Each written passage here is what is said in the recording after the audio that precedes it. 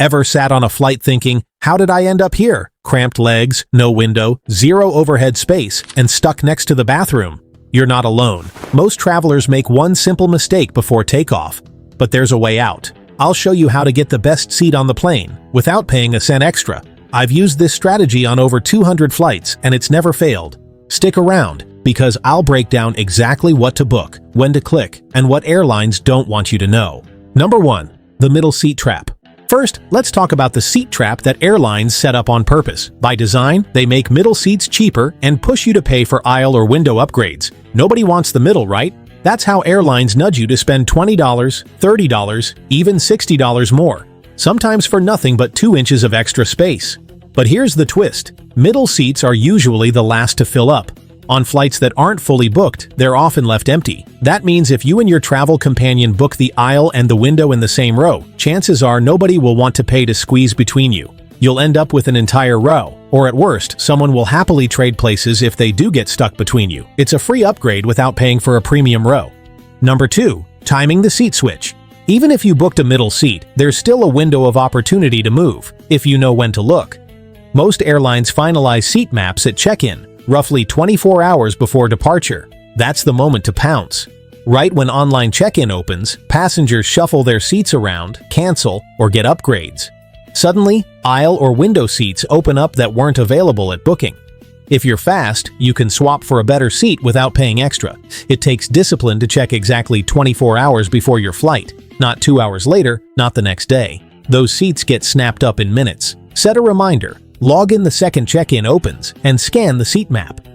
Sometimes even premium economy gets unlocked at that moment because upgrades shuffle people forward, freeing up perfectly good spots at no charge. Number 3. Strategic row selection. If you want the best odds of grabbing an open seat, focus on rows near the rear. Most passengers hate the back of the plane. They'll pay more for seats near the front to deplane quickly. That's why rows near the back stay emptier for longer, making them a prime target for this hack. Choose the window and aisle seats in one of the last 5 to 10 rows. Travelers will avoid booking that middle spot unless absolutely necessary. Plus, flight attendants are usually more flexible back there if you want to move around after takeoff. It's not glamorous, but it works. You trade a few extra minutes at baggage claim for a high chance of empty space next to you. When the front is packed tight, the back can feel like a hidden upgrade no one appreciates. Number 4. Using seat alerts. If you don't want to stalk the airline's website, set up seat alerts. Several travel apps now track airline seat maps in real time and ping you if a better seat opens up. Some even notify you as soon as someone changes a reservation. It might cost a few bucks, but compared to paying $50 to $100 to upgrade, it's a steal. Plus, it saves you the mental stress of refreshing the airline app 20 times. Just set your alert preferences for aisle or window seats in the rows you prefer and wait for the notification. When it comes, move fast. Other travelers might jump on the same seat. Airlines won't announce these openings, but the apps will. You'll get a better seat without paying up front, and airlines can't block you from switching if the seat is legally available during check-in. Number 5. Understanding airline seat psychology. Airlines know exactly how to push your buttons. They'll show you a terrifying seat map with just 1 or 2 decent seats left, pressuring you to buy now before they're gone. The trick is, that seat map is often a snapshot, not the final reality. Seats get blocked for frequent flyers, staff, or upgrades, then quietly released later. You might think your only choice is a terrible middle seat for free or an expensive aisle seat, but in many cases, those blocked seats will pop back up at check-in. That's why timing is everything. Airlines count on you panicking and paying in advance, but if you stay calm and wait, you'll often get what you wanted for free. Remember, their system is designed to make you feel desperate, not to make you comfortable. Break that illusion, and you'll keep your cash. Number 6. When to politely ask.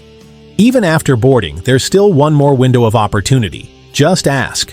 Gate agents and flight attendants sometimes have the power to reseat passengers for operational reasons, balancing weight, making space for families, or handling other needs. If you see empty seats after boarding completes, politely ask the crew if you can move. Usually, they'll let you, as long as you aren't trying to jump into a premium cabin you didn't pay for. The best approach is calm, respectful, and prepared. Don't demand, don't whine. Just mention you noticed an open seat and wondered if it was available after everyone is boarded.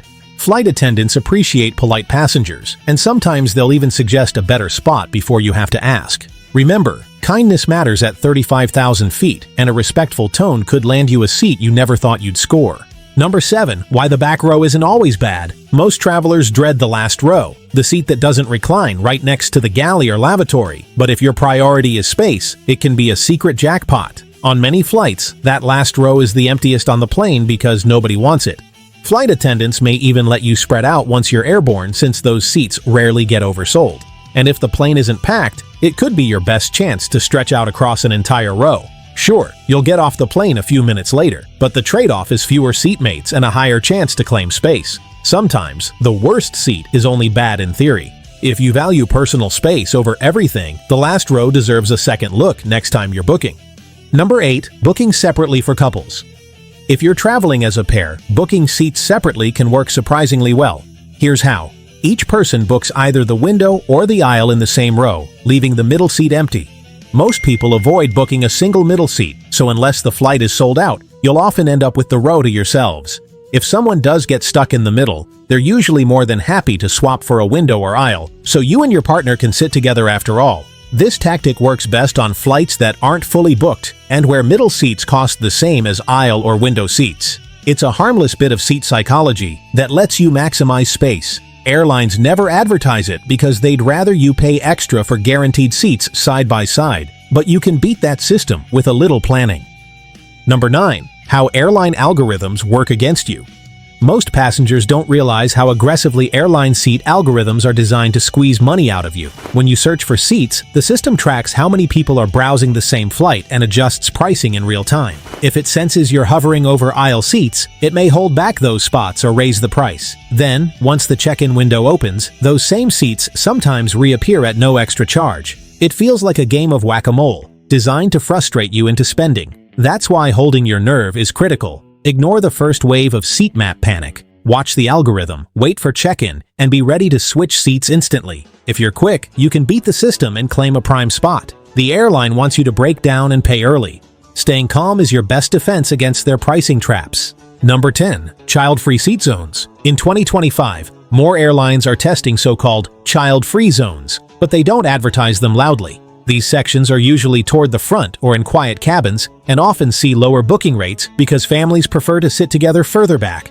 If you prioritize peace and quiet, look for these less popular rows. Sometimes they're the same price as standard seats, but feel like a premium cabin simply because they're calm. And they're more likely to stay empty since airlines avoid putting solo passengers next to kids whenever they can. You might even find an entire row to yourself. It's not guaranteed, but on flights where these zones exist, they're a hidden seat hack worth exploring. The key is to check seat maps for clusters of solo travelers. That usually signals an unofficial quiet section most people completely overlook.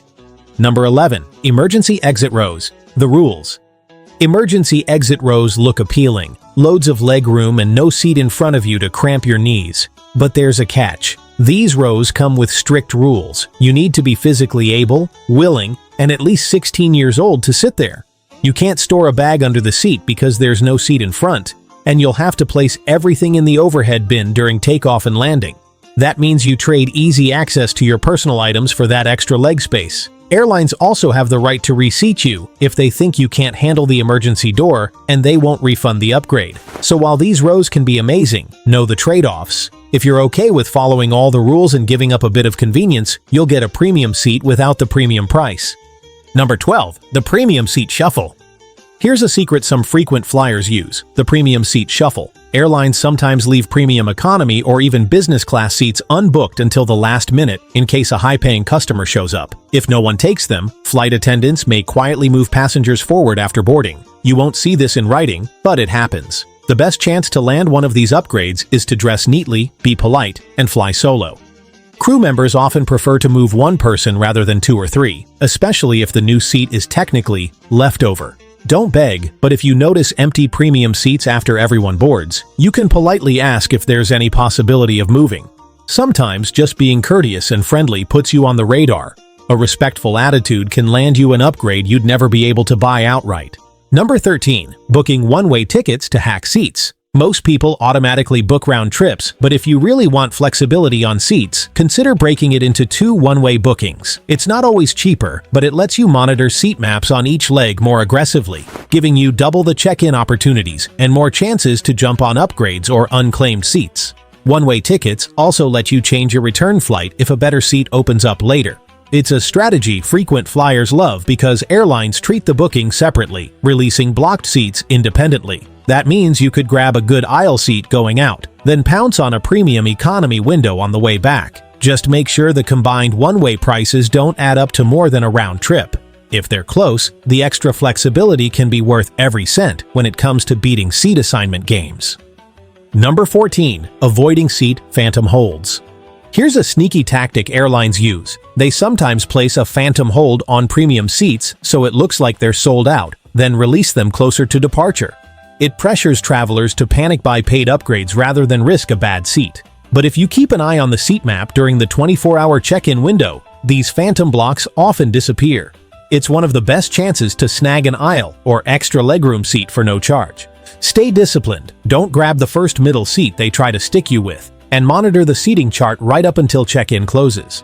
Those phantom seats usually pop back onto the map when final boarding lists are confirmed. That's your golden moment to move. Airlines rely on you giving up early, wait them out, and you can slide into a premium spot for free. Number 15. Seat maps are only half the story. Don't put all your trust in the airline's seat map. Those diagrams are only part of the puzzle and don't always reflect the final picture. Staff might block rows for crew rest or special equipment, and those blocks often aren't shown online. Airlines also reassign seats for balance, families, or VIPs. That means what you see when booking is a rough guess, not a promise. This is why experienced travelers check the seat map multiple times, during booking, 24 hours before, and again at the gate. If you're proactive, you'll catch those last-minute shifts that casual flyers miss. Treat the seat map as a living thing, not a fixed plan. That attitude helps you adapt on the fly and grab better options when others aren't paying attention. Number 16. Group travel. Break it up. If you're traveling with a group, you might think it's safest to book everyone together, but that can backfire. Booking 5 or 6 seats in one reservation makes it harder to change things later and limits your options if you want to grab upgrades. Airlines sometimes block entire rows from group bookings, meaning you'll be stuck with a tight cluster of middle seats because their system can't fit you in otherwise. Instead, break up a big group into pairs or solos under the same booking reference. That way, you can mix and match seats later and jump on new openings without fighting the group system. Once you board, you can still trade spots to sit close. It's a strategy families and even sports teams use to avoid getting locked into terrible rows. A little flexibility up front makes the difference between crammed misery and a smoother ride. Number 17. The bulkhead illusion. Bulkhead seats look tempting. There's no seat in front of you, which means extra legroom, right? Not always. In 2025, many airlines have redesigned bulkhead rows to squeeze in more passengers, cutting down space, or bolting in fixed armrests that limit movement. Bulkheads also come with a hidden hassle: no underseat storage. You'll have to put all your bags in the overhead bin for takeoff and landing, which means your phone charger, book, or snacks will be out of reach for a while. Plus, if you're on a route popular with families, airlines often assign bulkheads to passengers with babies because there's space for a bassinet. You could end up with a crying child next to you for hours. So while they seem perfect on the seat map, bulkheads can bring surprises you might regret if you don't think it through first. Number 18. Understanding cabin crew priorities. It's easy to assume cabin crew only care about food and safety, but seating plays a huge role in their responsibilities too. In 2025, airlines have trained flight attendants to manage seat reshuffles on the spot to solve problems like balancing the plane, handling passenger conflicts, or adjusting for medical needs. That means even if you scored a great seat, you could be moved if something changes operationally.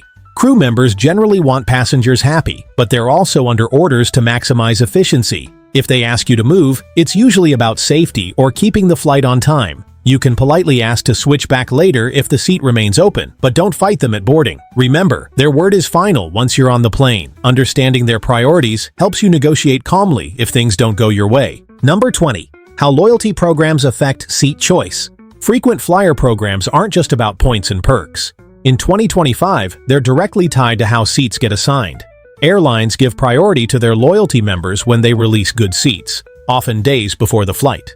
That means the best seats may never even appear on the map for regular customers. If you fly even semi-regularly, joining a loyalty program, even at the most basic tier, can bump you up in line. You might get early access to emergency rows, extra legroom spots, or better boarding groups. It's a subtle edge that most casual travelers ignore, but makes a huge difference if you're playing the seat game. Think of loyalty status as an invisible key to locked seats, making your travel life way easier if you're willing to stick with one airline or alliance over time. Number 21. The hidden value of rear middle seats. Nobody likes middle seats, especially the ones in the back, but in 2025, those dreaded spots might actually be your golden ticket if you're willing to gamble. Since no one picks them, they're the last to fill, giving you a solid chance at having an empty seat next to you if the flight isn't full. Airlines don't usually oversell rear rows, and gate agents might move passengers forward to balance the cabin, leaving the back emptier. If you're a solo traveler who can tolerate a middle seat briefly, you might find it pays off with an entire row to yourself once boarding finishes. Always check how full the flight is before trying this so you can decide if it's worth the risk. Airlines spend millions to trap you in bad seats, but now you know how to break free. From timing to smart booking, you can travel comfortably without giving them extra cash. If you found this helpful, subscribe for more travel hacks. Don't get played by their seat map tricks again. Take control of your flight every time.